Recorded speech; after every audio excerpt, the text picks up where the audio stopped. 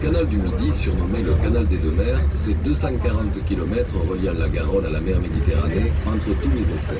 Il mesure 20 à 24 mètres de largeur et sa profondeur est de 2 mètres en moyenne. La végétation y est luxuriante. 42 000 arbres ont été plantés tout le long. C'est 40. Il en reste. La moitié ont à cause de la maladie. Donc ils sont replantés actuellement. Ce sont les Romains sous César qui fondèrent la colonie et lui donnèrent le nom de Paeterae, ce qui signifie en latin Béziers. Pour le pont de l'Occitanie. Ce pont est le plus récent de tous les ouvrages d'art à l'usage des Viterrois pour franchir le fleuve Morne. Ah oui, je vais le préciser. Viterrois qui tire sa racine du latin Paeterae et le nom est vraiment.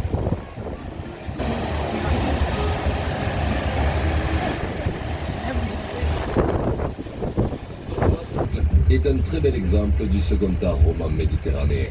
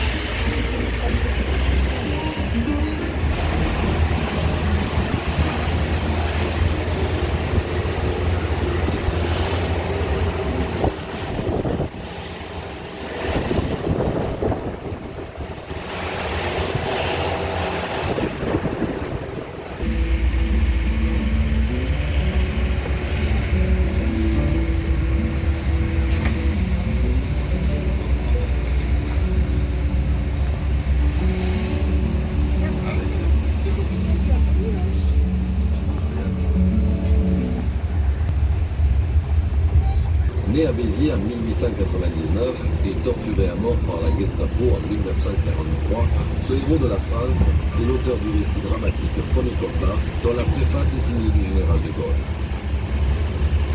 On peut y admirer également l'effigie de Victor Hugo. Et même si le célèbre écrivain français, auteur des Misérables, n'était pas Viterrois, on considéra qu'il avait toute sa légitimité à trôner auprès de ses illustres confrères en tant que prince des poètes.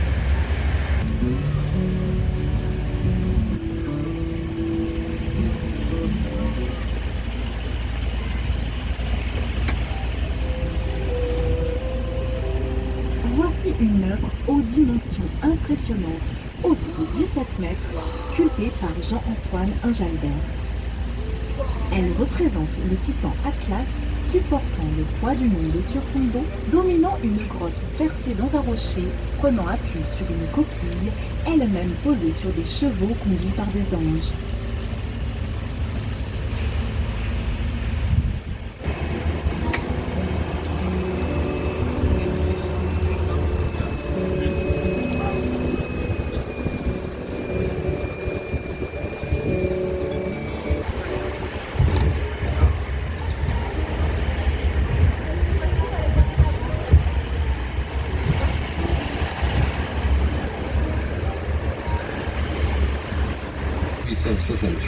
En hommage au créateur du canal du Midi, dont on peut apercevoir la statue de bronze à gauche du trait.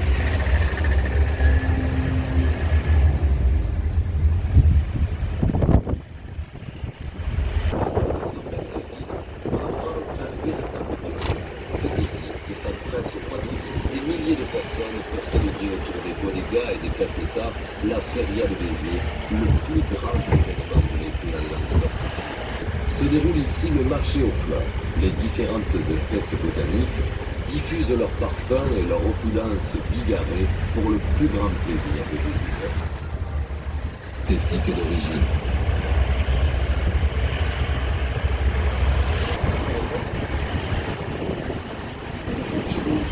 C'est à Béziers et dans l'ancien théâtre qui se trouvait autrefois dans la salle haute de l'hôtel du Ville que Molière, l'inventeur de la comédie française, Voici à présent rue de la République, commerce de la ville. À droite, on accède.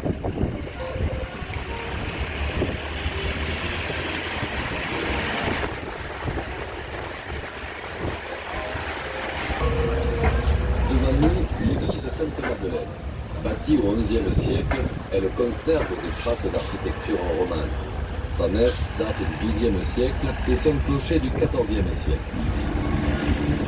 Pour remplacer l'ancienne maison commune érigée au XIIIe sur l'emplacement du Forum romain. Mesdames et messieurs, n'ayez crainte de lever les yeux pour admirer. And that was our ride today, this little train. And we're here in Béziers. Au revoir.